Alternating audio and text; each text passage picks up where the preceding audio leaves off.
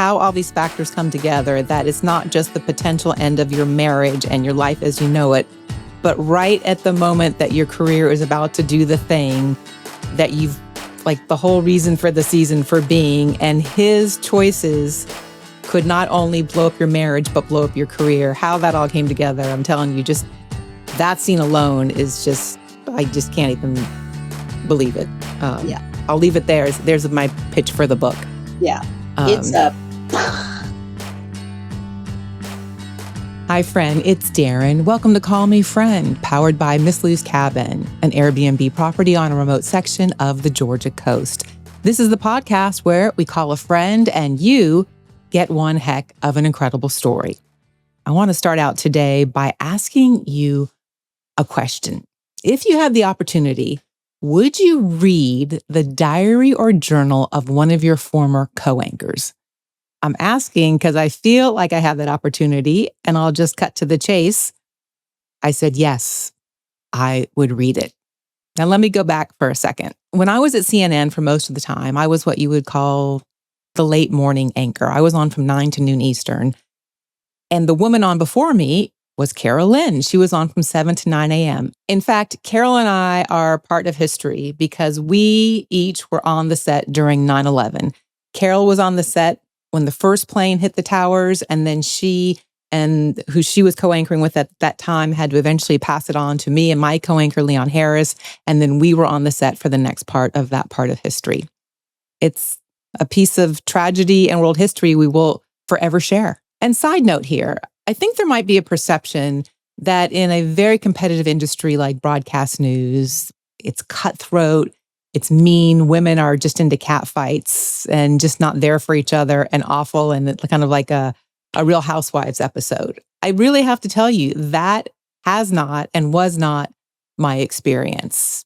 Well, except for maybe one woman, and I'll tell that story another day. But for today, we were talking about Carol Lin. So let me tell you about her.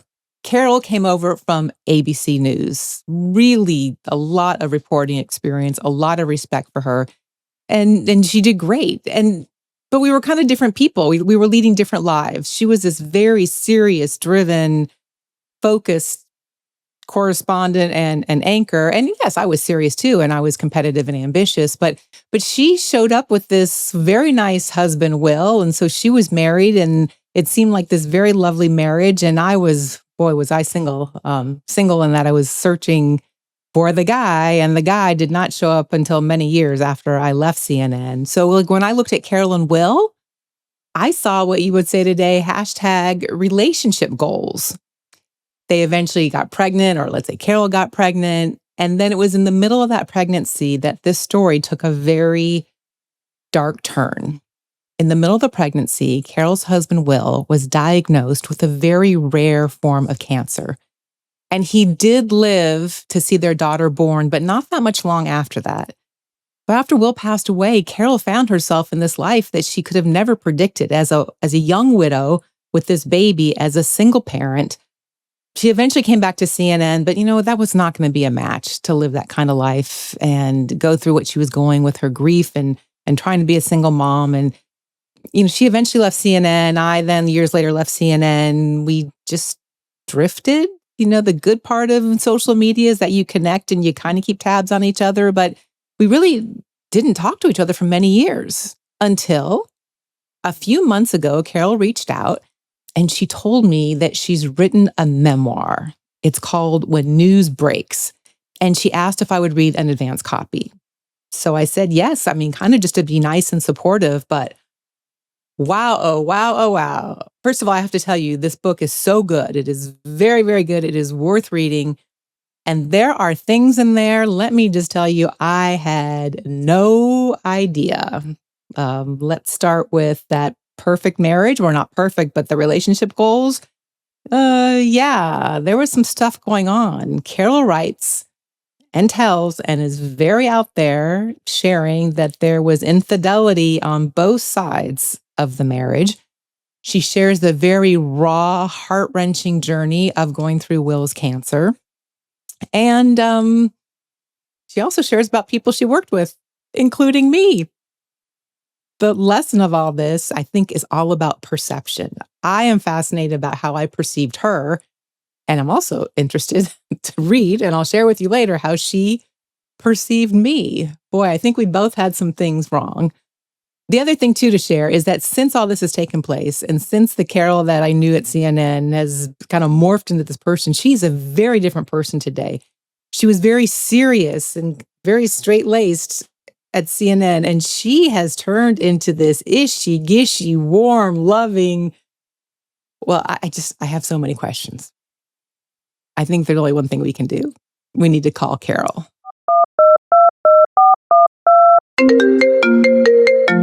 This episode is powered by Miss Lou's Cabin, an Airbnb property on a remote section of the Georgia coast. Do you ever go to a beautiful resort and you long to know what this place looked like before they paved paradise and put up all those parking lots? Well, here's your chance. Miss Lou's Cabin sits on 7 private acres on a tidal saltwater marsh about 15 minutes south of Savannah, Georgia.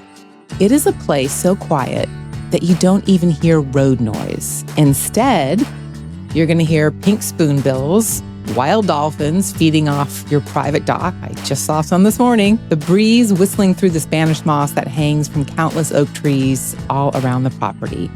And then there's this porch overlooking the marsh that is absolutely a perfect place to hang with your family and friends, read a zillion books, catch the sunrise, drink a great cup of coffee, all while you stay in a restored log cabin that has all the comforts and amenities of a beautiful home. Miss Lou's Cabin, check it out in the link below in our show notes, or simply Google Miss Lou's Cabin and you'll find this piece of paradise. Well, hi, friend. I'm so glad we're doing this call. I am thrilled. I'm so delighted because honestly, when you launched your podcast and I was watching and I looked at this amazing array of people that you call friends, and my first thought was, Daryn is so good at staying in touch with people, and everybody is talking about all these great memories, even after CNN, with you and texting, and I was just like, gosh, where have I been? Where have I been? I've not been present. I've not been in the conversation, and I've not done my friend work.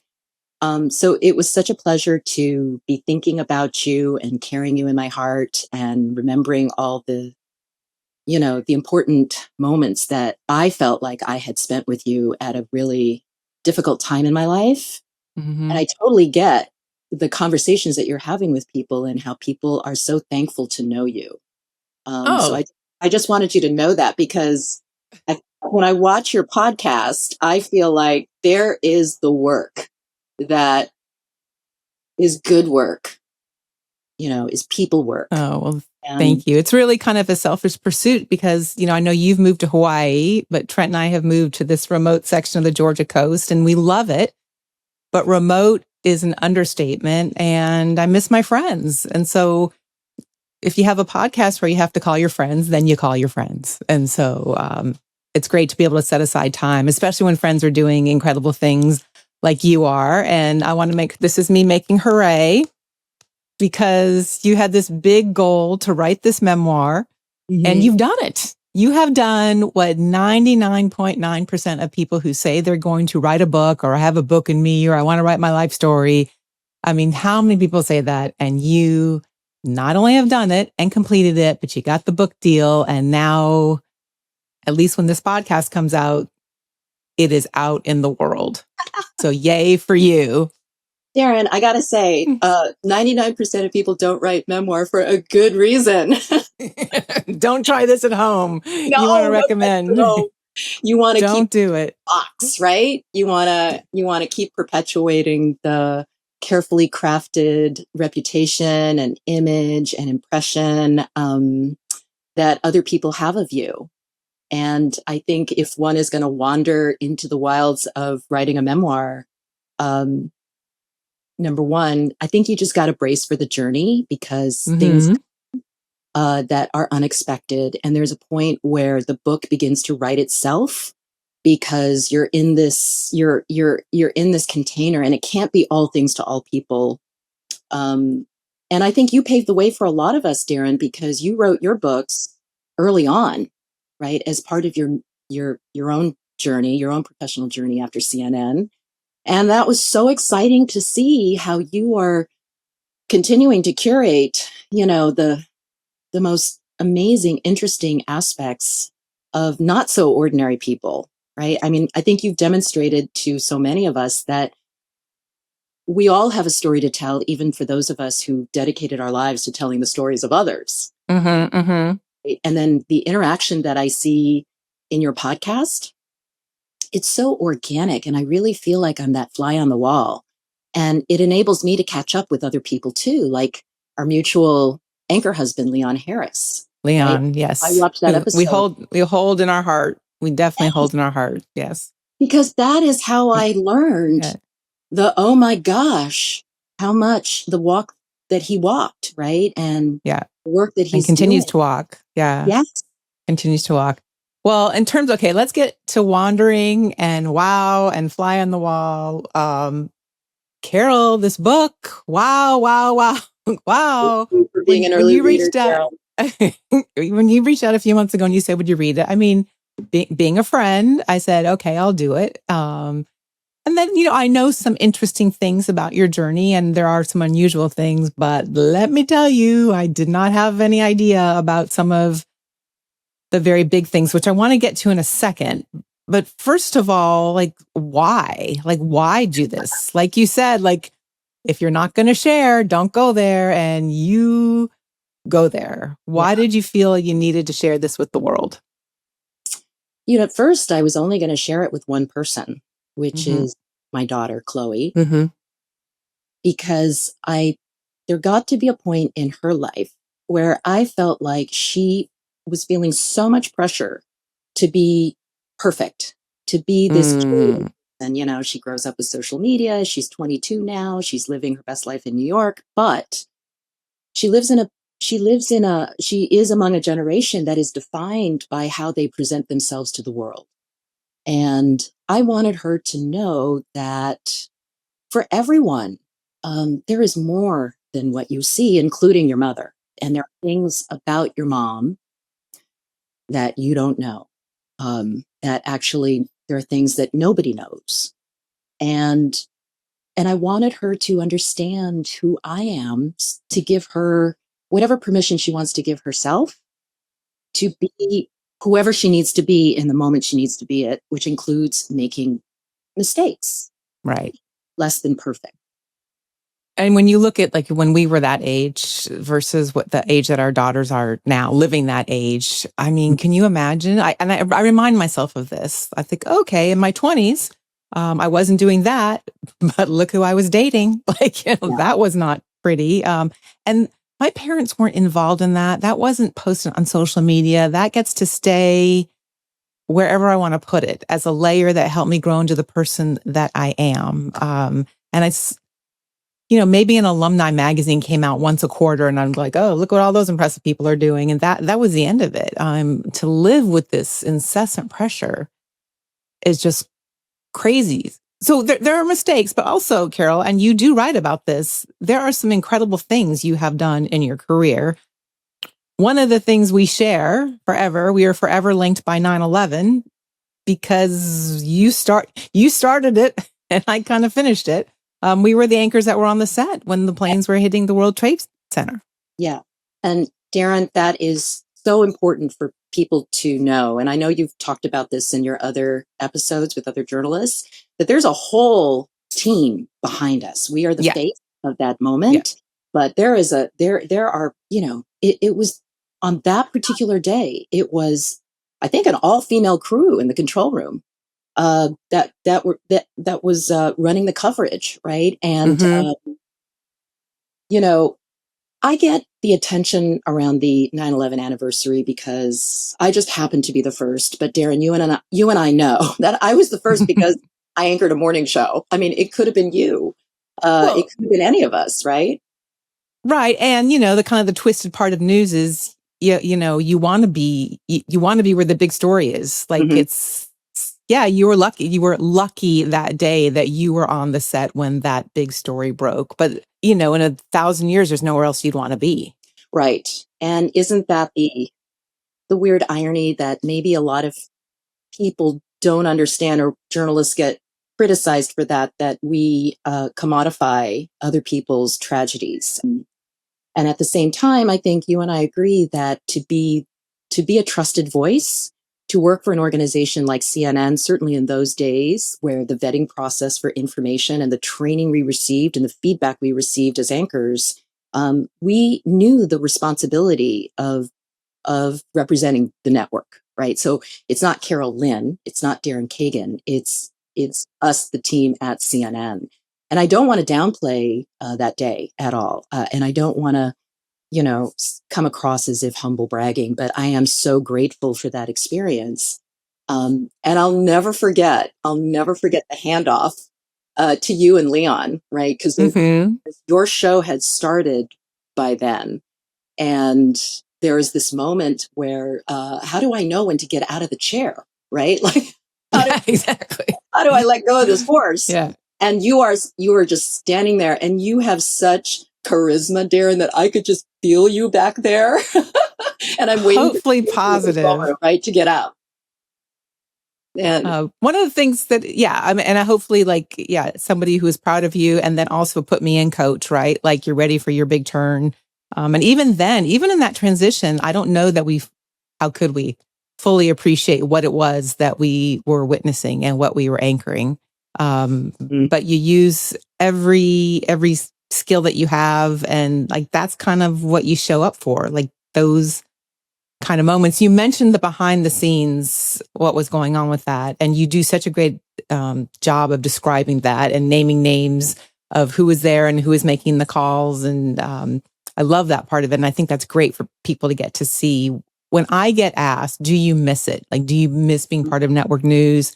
That is the number one thing that I say. It is not the fame, the TV, the makeup, the whatever. It's the team sport part of it. Yeah. And I'm a team sport kind of girl. And I love that. And that's the part that I miss. True. And I think CNN was unique in that way because the news was the star. And I was told that from the get-go walking in. Mm-hmm. I had come from a more commercial broadcast background, a few years at ABC News, and then I came to CNN because CNN is where I remember when I was interviewing for the job and I was talking with Eason Jordan, one of the longtime executives dated back to the founding of CNN. And I asked him, why did you stay so long? In a business where people tend to move every 3 to 5 years. And he looked utterly perplexed at me and he said, we do the news. That's all we do.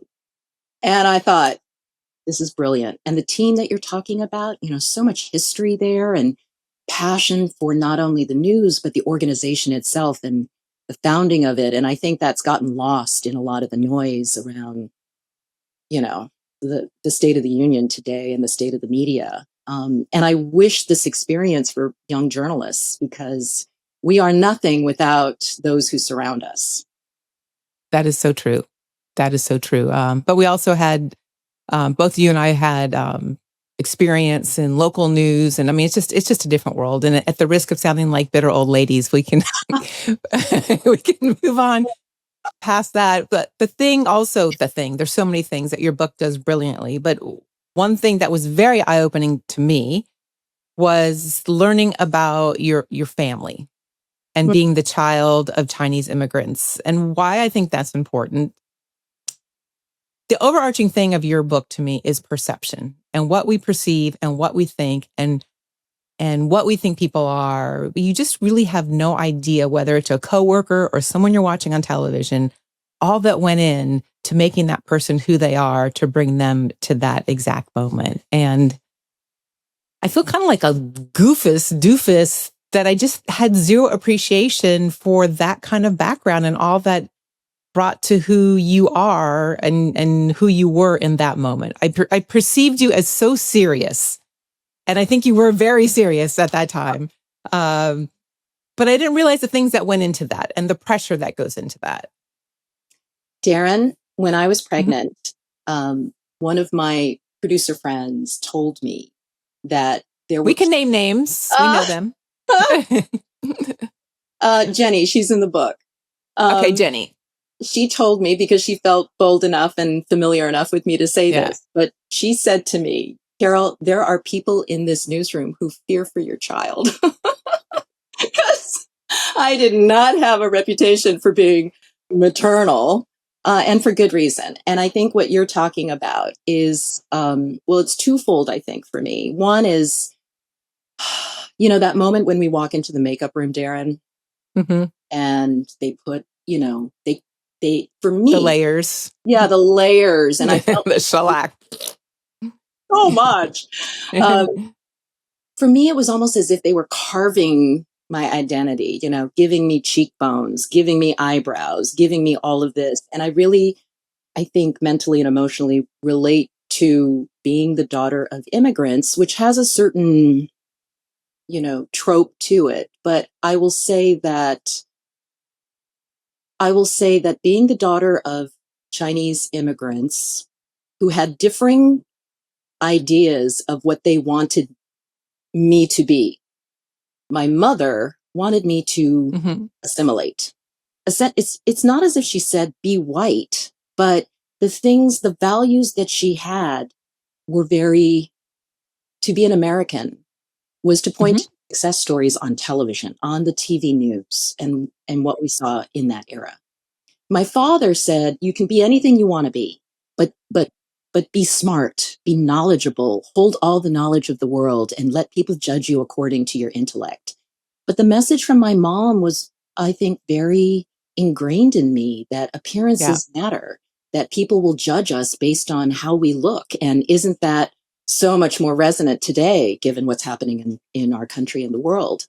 But to be judged to be held in the gaze of others, and to be told as the daughter of immigrants how important it was to make that good first impression, to be the good girl, to be the girl who spoke English without a Chinese accent. So they sent my brother to Chinese school and to carry on the Chinese tradition, but they let me sleep in on Saturday mornings, and I was perfectly happy to do that. And I think that carried over into this other life, to be held in the gaze of others, to be defined so much by how my mother saw me, and yet how my father saw me. And then ultimately, the great love that I talk about in my book, how the man who would be my future husband saw me, and how he moved me in the early stages of my career. And then, as you know, you enter this TV world where the gaze of others is measured. It's literally measured every morning. They put the ratings up, and, you see the line graph of, viewers tuning in and out. And then there was the added confusion. Weirdly, you would think that an icon like Connie Chung making it in our industry would fling open the doors. And yet what it did was, it siloed me, because I was not the first. She was the first. From a network perspective, I was the second, right? Which meant everybody thought I was her. And so, I go through these cycles of identity. And the person that you meet is the person who is just the byproduct of, this is what I need to be. I need to be serious. I need to be in charge. I need to be in control. And it wasn't until, I had to face some pretty serious events in my life that I realized, I am not in control. Yes. Okay. I do want to clarify one thing. You were definitely serious. I could see why Jenny said you did not have a maternal bone in your body, but you were not a bitch. And that I don't want people to have that perception of you. And not just of you. This, again, a trope that in a competitive industry that there are all these cutthroat, bitchy women just trying to get at each other. And for me, that was not my experience. You were better friends with different people, but even it was not a bitchy place, and you were not a bitch. And I don't want anybody to think, even if you're being self-reflective, even with some humor, that is definitely not how you came off or who you were. Oh, I thank you for that. I want to move on and ask you questions about your marriage, which you write about very frankly. First of all, there's the kind of ethical question. There's some very, very big things that. What? Well, no. Well, because I face this in my own writing, right? I have whether it's here on the podcast or I have a column where, the editor consistently says, I don't want to hear about that. I want to hear your own personal stories. We can't share our own story without sharing other people's stories. And so where does the line, how much of it is my story and how much do I have the right to tell somebody else's story? And in the case of Will, you share some things and he is not here to say what his side of the story or if you would even want that story shared. That's what I mean about the ethical side of things. Fair enough. And so I know, knowing you, there had to be some, if not wrestling with that, like figuring out, okay, how much of this is mine and how much do I get to share? And do I have license to do that? Ooh. Mm-hmm. So if we begin with the intent that Chloe is his biological daughter, and I'm writing this so that she not only knows me, but she knows him as well, because she knows him through the lens of our friends and his family. And Will was the life of the party. I mean, I felt like he made me look good. He softened me and he humanized me, and he was the guy who gave the gifts. He was just fabulous. And everybody to this day loves him dearly. And I think people are going to wrestle with a lot of the things that I share because they will seem out of character, because he was such a great guy. And that is true. That is totally true. Such a great guy. It's an and. It's not an and. Yeah. It is an and. It's not an or. You wanted Chloe specifically to know Will, to know her dad. Yes. And if I was going to be completely candid about myself, I needed to be candid about my marriage and how she came to be. And I needed to therefore be candid about him. And I write in my acknowledgments at the end of the book, I speak to his family and I say, I hope you know that I loved Will with all of my soul, and that has not changed. And this book doesn't change that fact. But I think it's important that Chloe understand, even in her own relationships, when we ask ourselves, what is it to love someone? Because I had to learn to love Daryn. I thought I knew about love, but I think love was something else. I think it was something very romantic and very, I almost said transactional, and then I caught myself to say, do I really mean that? But I think in college, it is. When you're young, it's like, okay, this is what I've got to give. What do you have to give? And how much fun are we going to? And when I met him, I was 26, almost 27, and he was 10 years older, a little bit, maybe more than that. And I wanted her to see her biological parents through the lens of how our relationship started and how it evolved, and the in between when everybody asks, why did you stay? Why did he stay? Why did you stay? And Chloe has asked me that. And I've said, because she had just recently ended a relationship. And, when you're 20, whatever, you think love will last forever. And I think, what I tell her is, when you make a commitment to somebody in the context of marriage, for us, it's a constant question of not why do I stay, but how do I stay? And I think therein lies all the different masks. My response to a particular situation in the book is I left. I mean, I signed a contract with ABC News and I lived on an airplane, and that's how I kept my relationship intact until enough time could pass where maybe he and I both understood more about what happened with us. And then to do it, Daryn, absent friends, since, this podcast is about friendships, but to do that, to hold it as a secret, to not be able to share it with our community or our family. There's a reason why we take vows in front of our friends and family, because they're supposed to be the ones that then embrace the relationship. But we white knuckled it together. Made easier because I just removed myself from the situation under the context of a career.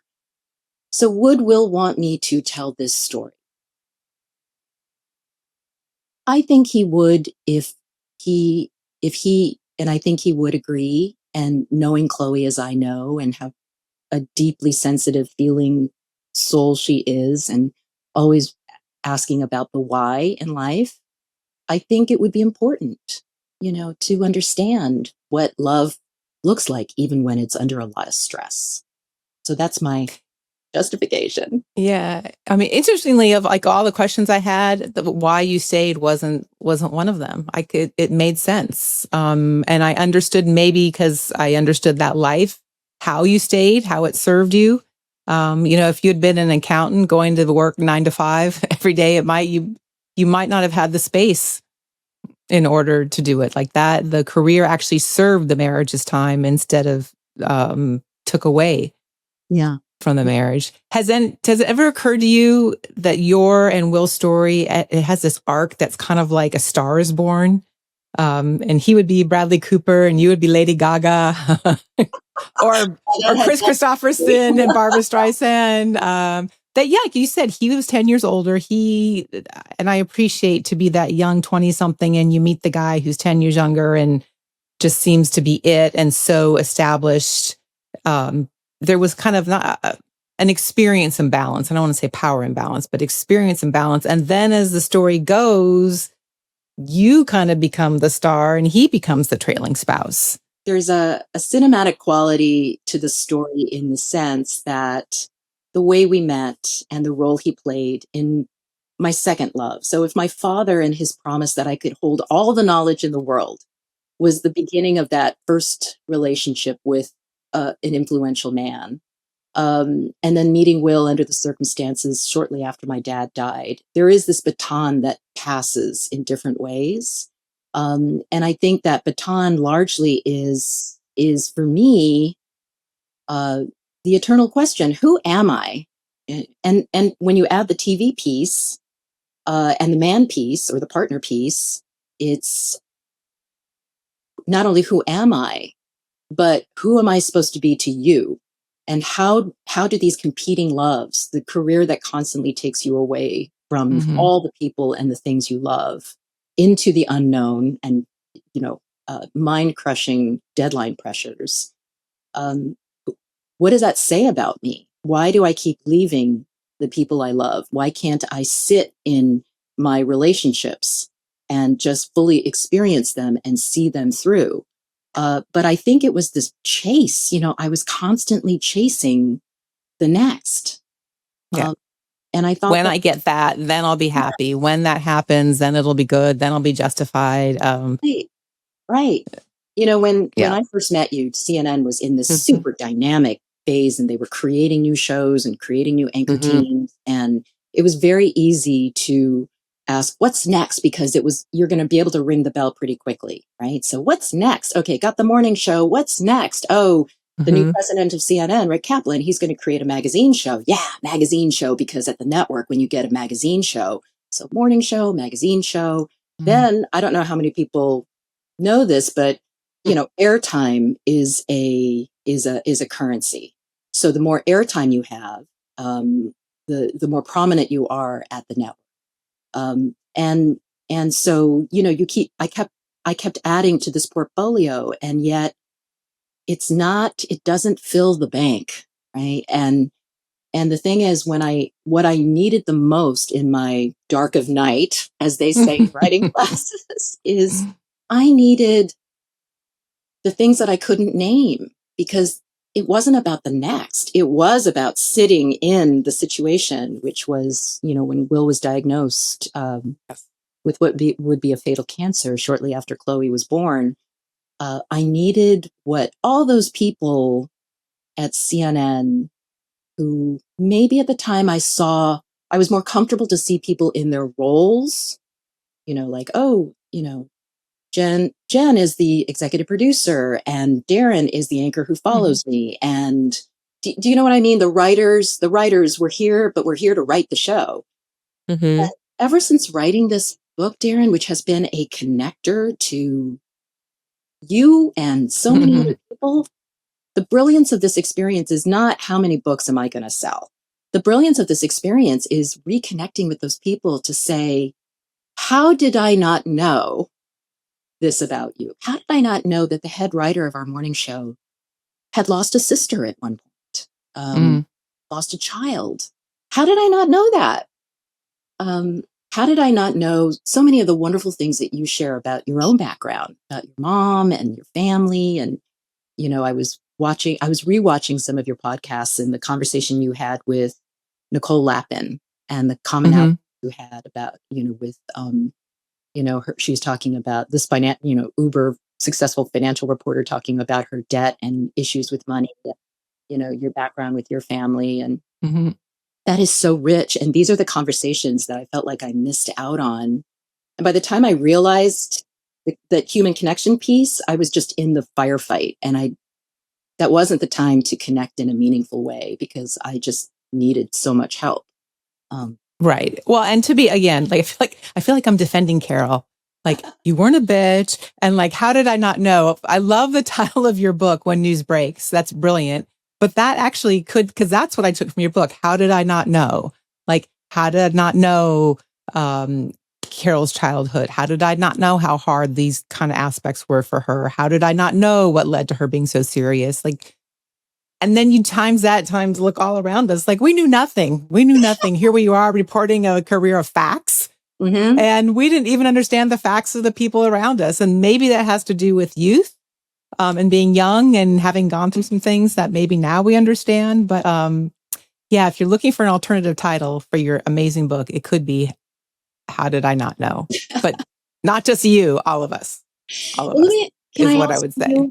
So, and I write this about you. You just had this effortless cool, and I think I used the word. I have it. What? I have what you wrote. I printed off what you wrote because I was like, when I was reading, I didn't expect to be in the book. There were some stories I wanted to see. Like, I was really interested in Will's cancer journey and the baby and who's now not a baby, he's now, like, as you said, a grown woman. But then I got to page 257 and like, and then Daryn. I'm like, wait, what? So wait, should I read what you wrote? You might have changed it, but this is what you wrote. Daryn had always been a bit of a mystery to me. Friendly in a way I interpreted as warm, but at arm's length. Daryn was smart, rebelliously stylish. Yeah. I just laugh. At ease wearing gold hoop earrings and a cashmere sweater set while interviewing world leaders, foregoing the more traditional suit jacket and earring studs. My former co-anchor Leon Harris teased Daryn that she dealt with mansoons, the torrent of eligible men that Daryn attracted. And to be, first of all, I'm honored I would even make the story because your story is so big. I think I messaged you. I've never owned a cashmere set, but I know what you're talking about. A sweater set. Yes. But what we share in common are these very strong, dominant mothers. So mine wasn't an immigrant, but boy, she had a bunch of opinions, and nobody our age should have a job where your mother sees what you wear to work every day, because literally I would be on the set. I could be talking to a senator. It could be 9/11. I would look over and there would be my email from my mother going, "What the fuck with the powder blue blazer?"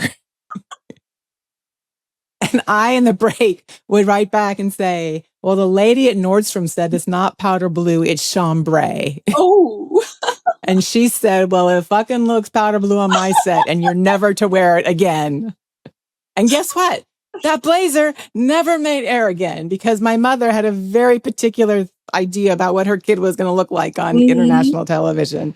So, yes, you saw cool. I was just a young woman in fear of what her mother was going to think what she wore to work that day, is honestly that it. We're talking about did not make the book the 5 languages of love. Exactly. But it is their language of love. How did you not know, Phyllis, what Phyllis was thinking about that? But the thing that's really interesting to me is, so you see like this hot young anchor woman who's attracting all these men. How did you not know? I was like, Carol, how did you not know that was desperate me completely not understanding? Like, how do you find the idea that you would meet a man who would want to commit to you and make a life with you? This was as foreign to me as going to the moon. Literally, I would read New York Times, I still read them, but for different reasons, New York Times wedding announcements as the most exotic thing, whether it was two people in Omaha or two celebrities, that there would be two people that you could get a guy to commit to you. I didn't know how, I mean, Oh it gosh. eventually happened. Okay, well, so let's hold that thought because that's very important. Stand by. I have to tell the audience here. I have to give context to what I wrote about. Okay. Okay, because it's real. It is real. I get to CNN, and we friendly compete for guest bookings, right? And let's say the Senate Majority Leader or whoever is willing to talk to CNN on a morning show. So it's going to be either Daryn's show or my show. But the guest, so I'm like, I want it. And the guest booker's like, he asked for Daryn. And I'm like, he asked for Daryn? And they all ask for Daryn. What? How did I not know? I never knew that. These congressmen were just like, can I be interviewed by Daryn? Oh, it is real. Please. No, you were just, when effortlessly, rebelliously stylish and cool, you were just, you just glided across the room. You were just so comfortable in your own skin. And, here I was, not visibly, insecure, I'll just say it. Mm-hmm. But internally, I watch you and be like, how does she do it? She's just so comfortable. And so I'm just going to say that, all right, because I want people to see you through my eyes as we talk about the point that you just made. And I think it has a lot to do, Daryn, I don't know about for you, but for me, it just had a lot to do with to be loved that deeply for the rest of your life, for someone to make that commitment, I think honestly means different things at different stages in our lives. I mean, had I made that commitment in my 20s, it would have been for the damn China pattern and the whole, magazine spread. I don't know, because you're just fed all this propaganda throughout your life as a woman. And one of the last conversations I had with you, we did touch upon this seeking of love, because by then Will had died and I was grieving. I was getting ready to leave Atlanta, and we were sitting on your back porch in your horrible, cozy home. Wait, we can say we lived in Ansley Park because we both lived in. We can say the neighborhood because neither one of us lives there anymore. But we did live in the same. Really nice side of Ansley Park. No, we both were. The nice side was considered like Inman Circle. Neither one of us actually. I hate to break it to you, but we both were like in what they call L.A. Lower Ansley. Lower Ansley. Yeah. Okay, but cute porch. But adorable. Cute porch. Yes. And our conversation, we were sitting in this space, and you were sharing with me where you were in your whole sort of universal view of where is love going to find me. Mm-hmm. And this was shortly before you met Trent, which is so exciting. No, this would be. It felt like 5 minutes before you met him, because. Let's see, what year would that? What? No, it would be. It's 2008. Oh, okay, fair enough. Yeah, I met him in 2010, so fair enough. Okay, close enough. Right. Close enough. What you had said to me was that you really believed that when you were ready to put that energy out into the universe, that you hadn't been ready, that there was something about you, even though you wanted it, but there was some part of you that wasn't ready, but you were beginning to feel that you were truly ready. And that you were going to just put it out there. That was the energy. And then that energy was going to come back. And you had a lot of faith in that. So I know you did the work to get there. I love that so many of your guests talk about therapy. Back then, it wasn't, like they used to say, we'll take a check so it doesn't record on your health insurance. Yeah. Exactly. Like, I went to therapy. I love therapy. Yes, I know all your guests do. Yeah. Big believer. And so it just made watching your story that much more exciting, and people should just go through the library of episodes to have a full understanding of how you guys met, because it's one of my favorite stories. And if I have a girlfriend who's seeking that kind of partnership and how is this going to happen, it just feels so impossible. And it was really exciting to see it happen for you. Yeah, my gay boyfriends found me a husband. The episode, Great it's one episode. of the second. Yeah, so we have the gay boyfriends on where they talk about how unlikely they thought that was going to happen. Yeah, for sure. And yes, I am always happy to talk about that because I like to say if I could find a guy, good gosh, anybody could find a guy because it was a while. But also like perception. So like to me, you and Will were like hashtag relationship goals, even though we didn't have hashtags back then. Of like you said, like you were kind of the more driven one, but he was soft and fun and dedicated to you. And then you had this baby, and up until that devastating diagnosis, it was like, how do you have that? Like, how do you do that? So in the same way you would say, wow, you would look across the newsroom and say, how does she do that? I would look at you and go, how does she do that? It might as well have been Portuguese because I couldn't. And could not. You read the book and you see how much we went through by that time, and even afterwards, right? So Exactly. That's exactly my point. By the time I meet you, you had already been like these really big things have happened. And talk about cinematic. We don't need to go into it here, but where Will does stray. I mean, they'll be devastating enough, but how all these factors come together, that it's not just the potential end of your marriage and your life as you know it, but right at the moment that your career is about to do the thing that you've like the whole reason for the season for being, and his choices could not only blow up your marriage, but blow up your career. How that all came together, I'm telling you, just that scene alone is just, I just can't even believe it. Yeah. I'll leave it there. There's my pitch for the book. Yeah. It's because everything I've ever wanted was happening in my space. Yeah. And I won't go into it, but I just gotten married. She does in the book. And that's why you got to pick it up. Yes, she does. It is there along with, and we don't have to dive into this now, but you are also honest about your own infidelity and what happened with that. But really the bigger story, like you said, it is a story of love and people and choice, and love is a choice. And you chose to come back to Will. He chose to stay with you. You chose to have this baby. He might have chose you a little bit more than you did, but it's your body. You chose to do that for only to get this diagnosis that is earth-shattering, heart-shattering, life-changing.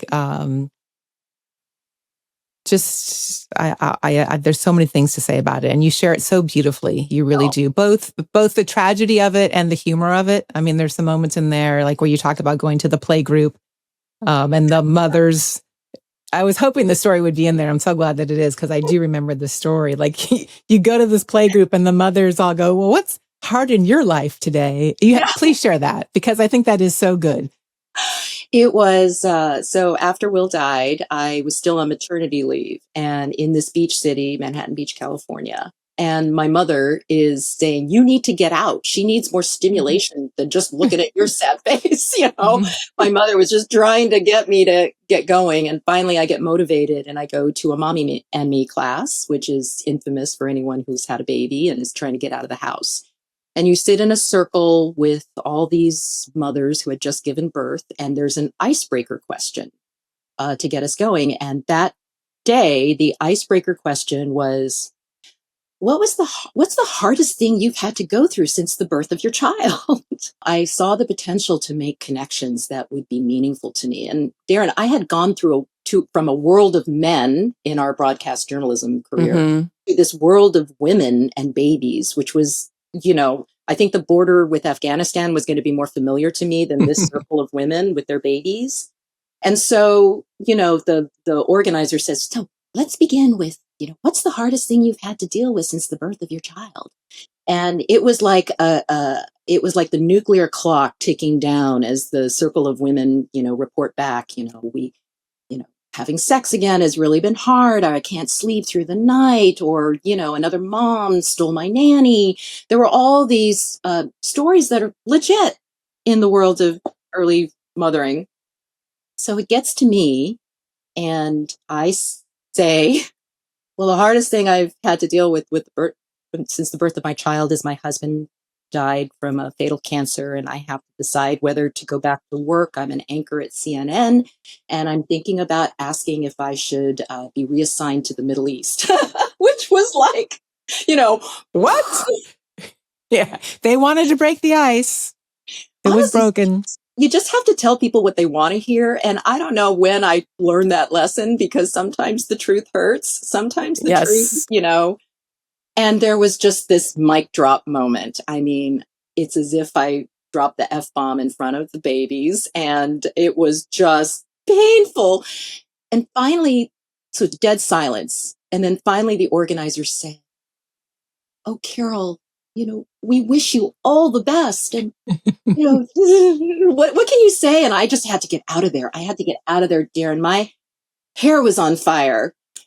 And I grabbed that baby, and it was so important to celebrate this mom who was next to me, because she was not in the Lululemon crop top. I mean, I don't know how these women got into their form-fitting little skinny jeans. Yeah. 4 months after giving birth or whatever. Yeah. But Lisa, I call her Lisa in the book. She's, in jeans and a big overshirt, and, her ponytail's just in a regular scrunchie, and she helps me grab my diaper bag and the baby. And she just whispers to me every day at 2:00, Hermosa Valley Park, come if you can. And those simple words, after what just happened, said to me, you get me, you accept me. I can just show up on my own terms. I can be a widow with a baby, and I'm not going to be the freak show in the room. And I think that was the beginning of having a little bit of faith in developing relationships that were not transactional, were not part of the news cycle, that maybe I could be myself if I could only figure out who that was in this new world. I love it. It also might have been the beginning of this book, right? Like, it was the first time you really were telling your story and telling it truthfully. And then it would be many years later till you actually sat down, fingers on keyboard. And there's so many great things in this. I don't want everyone to think that it's like doom and gloom, 9/11 and cancer and it's all in there, because there is a wonderful part. You do find love again. And Daryn, I'm married to this man. His name is Mike. And I feel like I'm going to crack a modern love essay with this man, because so I think we broadcast girls, we're a lot to take on, right?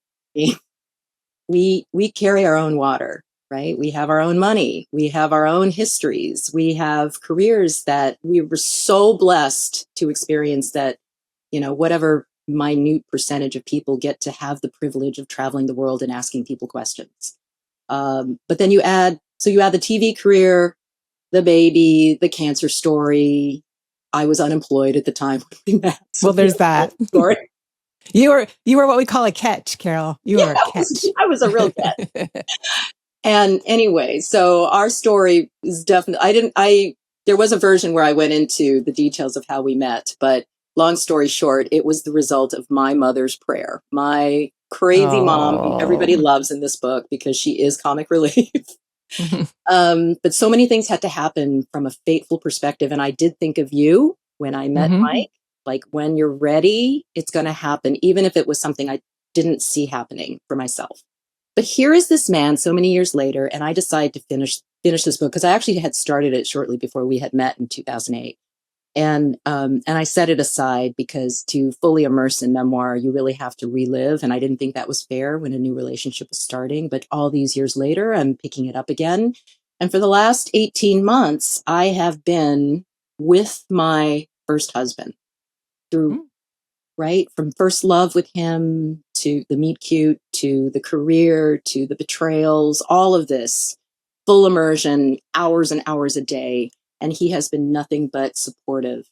And I wish that partner for everyone. Wait for it, right? Because that is, I know you ask your guests, who is the friend who has changed your life? Who is the friend who has changed your life, and who's the friend who the world needs to know about?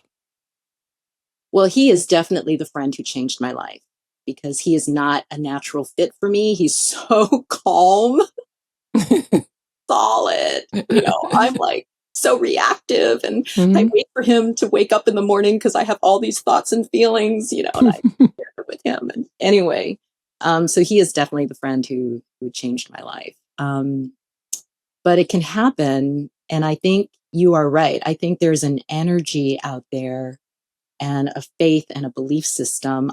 This maybe sounds very Pollyannish, so I'm just going to lean on okay, this is Carol. She was a journalist. She's won awards. She's been validated in her career. And I'm just I'm going stamping you. Yes. Yeah. and I'm going to get woo woo. I Yeah. believe in what you said because when I met Mike, I thought of you and I thought Daryn's right. When you are ready, when even if you're unconscious of it and you put it out in the universe, and hold faith and understand who you are and what you deserve and what you need and wait for it. And you can be that to yourself too, but it's so much more fun when you find a partner. It is. I think the thing I learned, if I compare my time, like with the Will era, the Carol and Will era, to what I ultimately got with Trent, is I was obsessed with getting picked. Why is nobody picking me? What I finally figured out is I'm the one who had to do the picking, and who I was looking to pick and who I was waiting to show up is the person who is going to support the highest version of myself. Bingo. And I think we both have evolved from we weren't bad people when we were CNN anchors.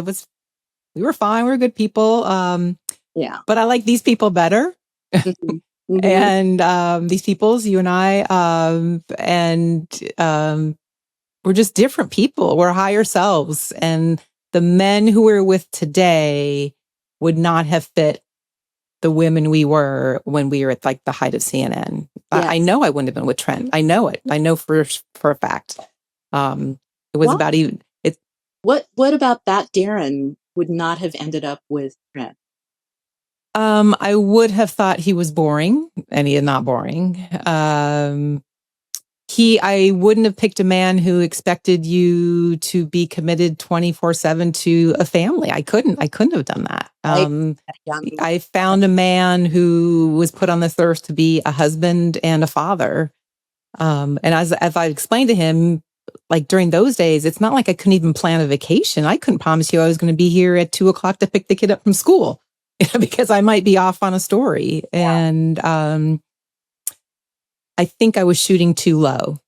I ultimately ended up with a man he literally would die for me. And I didn't know that that's what you were supposed to go for. I didn't. And if I may share at a very high level about you and what I remember, I mean, folks, Daryn, okay, I told you about the congressman who would wait in line to be interviewed. I don't know who that was, but okay. But your dating life was something to be envied. It's not like you were out every night. I'm just saying you were on, there were occasions where you might be on a private jet or, That's true. at the chicest place in New York City for the weekend or this, that, or the other. I mean, so it's so funny that you say that you were aiming too low because. No, I was. Yes. I fully stand by that. I fully stand by that. Sounds pretty good to a lot of people. Yes, as it did to me. And I thought I was supposed to like pick certain things and then hope they would morph into these like great husband, father. Mm-hmm. And then they didn't. And I didn't understand. I kind of kept going back to the same pool. And that wasn't the right choice. And then interestingly, to kind of wrap this up, we ended up with these kind of mirror lives. So you were this single mom who had lost your husband and had this kid. And you found a man who had never had kids, and then you get together and he raises Chloe as his own. Yeah. And then I meet Trent, who's a single dad, who's lost his first wife. He's raising this little girl. And then I step in and raise Kendall as my own. Yeah. Again, neither one of us have negated, I think Mike and I have negated who came before. It's an and. We're finishing the jobs that the other started. But I'm Mike and Mike is me. Yes. And isn't that funny that we kind of created that, that we found that? How superficial. Go ahead. How fortunate our kids are to have us. Yeah. Mwah. I'll remind them of that at the holidays when they come. I was just talking to my friend Carol, and she was just saying, you are so fortunate. Like, that's her takeaway of her book. She's written this incredible book, When News Breaks, and the takeaway is how lucky you are. Oh, so yes. Yes, and I'm sure they'll receive that so well as well. Okay, totally superficial note. Totally superficial, how I like to wrap up things. What is the one thing you are recommending to friends right now? It could be a beauty product, a book, a show, social media, a recipe. I don't know. What's the thing? Okay. I thought because again, I'm a fan of your podcast, so I know that you asked this. So I've been thinking about this, and it's like, oh my gosh. So we've talked about some pretty heavy topics. So I'm just going to go super light, if you don't mind. Okay. Yeah, that's what I love. I in my new life, I have a book, and I honestly, and Mike always says, "Oh, this is so delicious because it has the magic ingredient of love." Like, you have no idea how much resentment I came to this meal prep with, because I really don't like it. Okay, TikTok, just plug in your whatever you've got in your fridge, and it will shoot you a 30-second recipe for okay. Creator. And it was the gal who does my hair who told me about it. She's obsessed, and so she'll just write chicken, carrots, onions, and mustard. And you'll get a TikTok video. Yeah, who knew? Okay. And it's quick. Like it's just 30 seconds. It's somebody who does fast motion, and you get the gist of it. So you don't need the written recipe. So it's very painless. And that's what I do for variety, because how many different things you can do with a chicken, TikTok knows. TikTok knows, exactly. Well, I'm going to try that, and we'll wrap it on TikTok. That's a great. I'm going to think. So I have eggplant, old chicken, and rice. I'm going to go see. Text me later and tell me what you came up with. This is what I came up with. Very good. Although it's probably crab, because you see behind me, like the creek, that's where dinner comes from most of these days. Daryn, such a Ms. Lou's cabin. Yeah, please. We will feed you crab cakes, crab stew, crab biscuits. Like, if it can be made with crab omelet, you'll have it here. Gee, thanks. Yes, can hardly wait. Thank you, friend. Thank you so much. Once again, the book is called When News Breaks. Of course, we will have a link in the show notes. I'm not saying this because Carol is my friend. It is a very, very good book. It is a great read, and I wish you great things with it. And I hope it has done for Chloe what you want it to do. And I know it's going to go even beyond that. Oh, truly. Bless you. It's already done so much. I'm so grateful, Daryn, and I'm just so happy to see you and to be present. And don't be a stranger. Yeah, never again. Maybe we'll have that moment in New York we talked about at the public library. I don't know. We're going to plan something. We're going to see each other. Yeah, in person. In person. You got it. Thank you, friend. Thank you, Fred. Well, that was one revealing call, both in terms of the stories that I wanted Carol to share. And then, boy, didn't know she was going to share some of those about me. So that was fun to kind of compare perceptions. This is how I perceived her, and this is how she perceived me. And then to be able to share all these years later what was really going on. And then I did love that line that we talked about. Like, how did I not know? How did I not know these things that were going on with her? How did I not know the things I needed to know about myself and how people were perceiving me? And how did I not know the things that you're thinking? So I'd love to know, who's the friend that you would like to reconnect with? And let's connect on that. I have a phone number where you can do that. My phone number is 912-766-0446. You can text that number, you can call, you can leave a message. I would just love to know if there's a friend or a story of somebody that you had a perception of, and then all these years later, boy, you had that one wrong. I'd love to hear from you on that. And then maybe there's that friend that you haven't been in touch with. Not only should you call me, you should call them. That is the inspiration for this show, for you to reach out and call a friend. And meanwhile, for this friend, what you can do for me, you can check out Carol's book. Once again, it's called When News Breaks, and you'll find a link in the show notes. And for me and this podcast, what really, really helps, my big ask, my pretty please with the cherry on top, is that you like, you subscribe, you follow whatever is happening on the platform where you're listening in. And maybe you'd even tell a friend. That's how this podcast is going to grow. And that's how we're going to make it. And that's how I'll be able to make more calls. And in advance of you doing that, I'm just going to say, thank you, friend. I really appreciate you. Let's chat soon. You've been listening to Call Me Friend. Executive producers for this show are Carol Lin Kagan and me, Daryn Kagan. Could not do this show without my great team. Produce Your Podcast and Journeys Inc. Production by Abe Fallick, Tammy Gagno, and Rob Paw. Before you go, Call Me Friend is more than a podcast, it's a community. So head over to callmefriendpodcast.com to join the conversation. Or you can call or send a text to 912-766-0446, and you can leave Daryn a message there, or maybe even share a story of your own. Because when life gets real, you don't have to go it alone. Call a friend. Call this friend.